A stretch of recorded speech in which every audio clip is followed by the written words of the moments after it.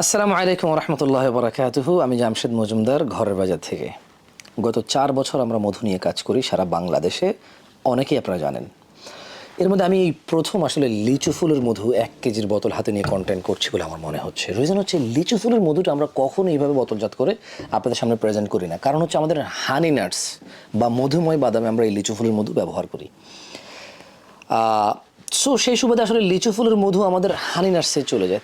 তারপরও অনেকেই রিকোয়েস্ট করে করে হাফ কেজি 1 কেজির বোতল আমাদের দ্বারা তৈরি করেছেন, এবং আমরা এখন ঘরের বাজার লিচু ফুলের মধু হাফ কেজি এবং 1 কেজির জার করতেছি। সো যারা স্বাদের একটা মধু গ্রহণ করতেছেন, যে কোন মধুর স্বাদ ভালো, সব মধুরই স্বাদ ডিফারেন্ট, বাট লিচু ফুলের মধুটা একটু স্বাদটা অনেকেই পছন্দ করে, ছোট বাচ্চারা বিশেষ করে পছন্দ করে বেশি। কেন?